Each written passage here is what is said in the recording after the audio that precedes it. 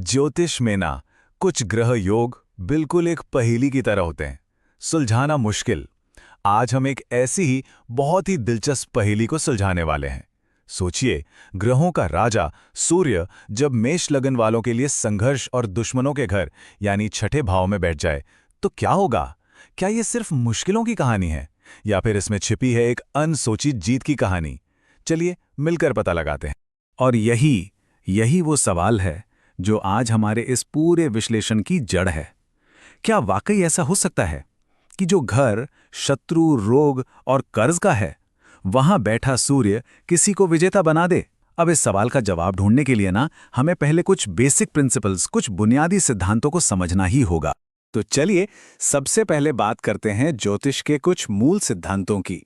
किसी भी ग्रह योग को समझने के लिए ये बेसिक समझना बहुत जरूरी है।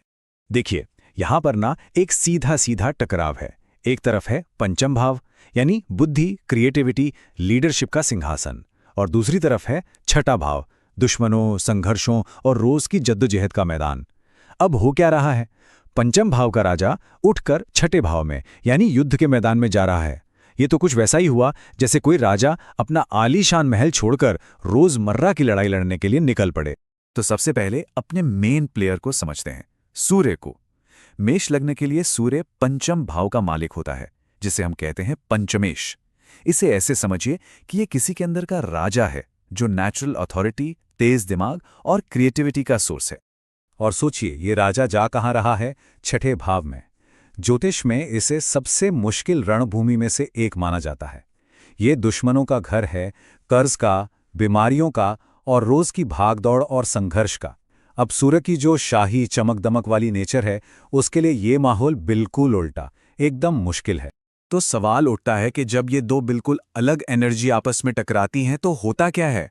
देखिए, होता ये है कि इंसान अपनी बुद्धि और क्रिएटिविटी का इस्तेमाल राज करने के लिए नहीं करता, बल्कि मुश्किलों से लड़ने के लिए करना सीखता है।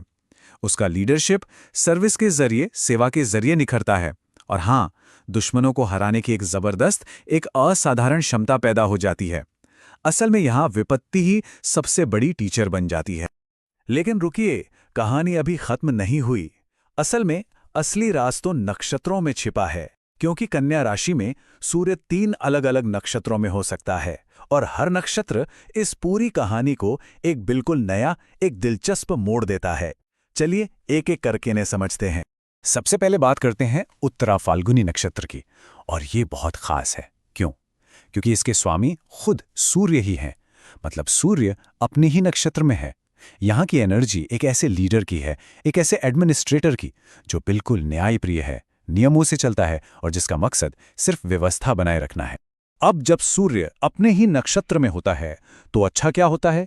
इंसान में पैदाइशी लीडरशिप क्वालिटी होती है।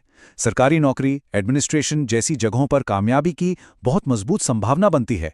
और दुश्मन, वो तो टिक ही नहीं पाते। लेकिन एक दूसरा पहलू भी है। जब राजा वाली एनर्जी सेवा के घर में आती है तो लीडरशिप एक भारी जिम्मेदारी बन जाती है।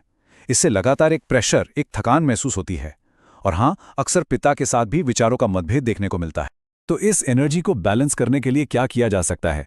रविवार को आदित्य हृदय स्तोत्र का पाठ करना, पिता का सम्मान करना और अपने काम में पूरी तरह से ईमानदार रहना, ये चीजें इसके नेगेटिव इफेक्ट्स को कम करने में काफी मदद करती हैं।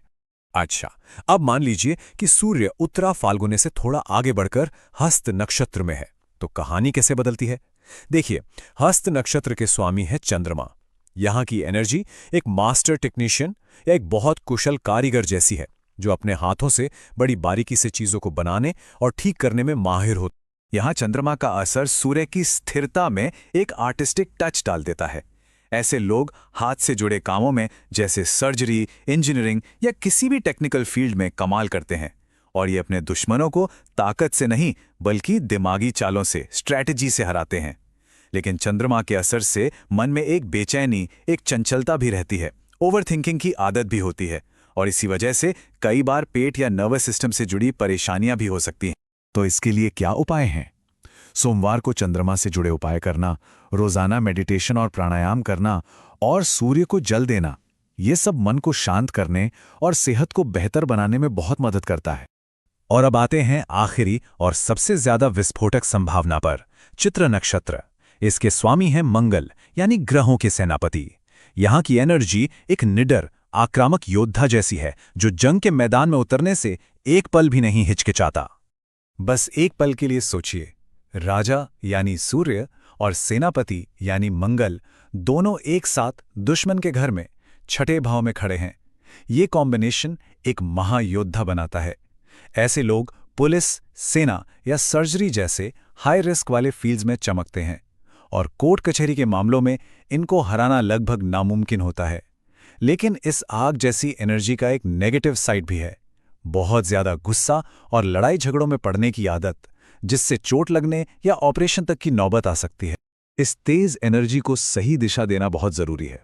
इसके लिए मंगलवार और रविवार को सूर्य और मंगल से जुड़े उपाय करना, रोज हनुमान चालीसा का पाठ करना, और सबसे जरूरी अपने गुस्से पर कंट्रोल करने की प्रैक्टिस करना, ये बेहद अहम हो जाता है। तो हमने देखा कि कैसे 3 अलग अलग नक्षत्र इस संघर्ष को 3 अलग अलग रंग देते हैं। लेकिन ये सारा संघर्ष मिलकर एक बहुत ही पावरफुल और कहना चाहिए कि एक विरोधाभासी योग बना सकता है, जो सचमुच हैरान कर देने वाला है। ज्योतिष में एक बड़ा ही मजेदार और शक्तिशाली योग होता है, जिसे कहते हैं विपरीत राजयोग। इसका मतलब क्या है? इसका सीधा सा मतलब है विपरीत, यानी मुश्किल हालातों से पैदा होने वाला राजयोग। ये वो कमाल का योग है जहां कामयाबी मुश्किलों के बावजूद नहीं मिलती, बल्कि मुश्किलों की वजह से ही मिलती है। ये इस बात का पक्का सबूत है कि जीत सीधे सीधे दुश्मनों को हराकर और संघर्षों को जीतकर ही मिलेगी। और एक और दिलचस्प बात, ये राजयोग ना अक्सर अपना असर दिखाने में थोड़ा वक्त लेता है। हो सकता है जिंदगी की शुरुआत में काफी स्ट्रगल रहे, लेकिन 32 से 36 साल की उम्र के आसपास किस्मत एक जबरदस्त यूटर्न लेती है और इंसान कामयाबी की बुलंदियों पर पहुंच जाता है। ये देर से मिलने वाली पर बहुत बड़ी कामयाबी का इशारा है। तो चलिए अब इस पूरी ज्योतिषीय पहेली के सारे टुकड़ों को एक साथ जोड़ते हैं और देखते हैं कि आखिर में तस्वीर क्या बनती है। इस पूरे विश्लेषण का निचोड़ क्या है? इस पूरी कहानी का सार, इसका निचोड़ बस एक लाइन में है: संघर्ष ही इंसान को विजेता बनाता है। छठे घर का सूर्य चुनौतियां देता है, इसमें कोई शक नहीं, लेकिन यही चुनौतियां, यही मुश्किलें वो हथियार बन जाती हैं जिनसे इंसान अपने दुश्मनों पर जीत हासिल करता है और समाज में एक बहुत ऊंचा मकाम बनाता है। और आखिर में एक सवाल, या कहिए एक विचार, जिनकी भी कुंडली में ये योग बनता है, उनके लिए ये जानना कि उनका सूर्य आखिर किस नक्षत्र में है, अपनी असली ताकत और असली चुनौतियों को समझने की चाबी साबित हो सकता है।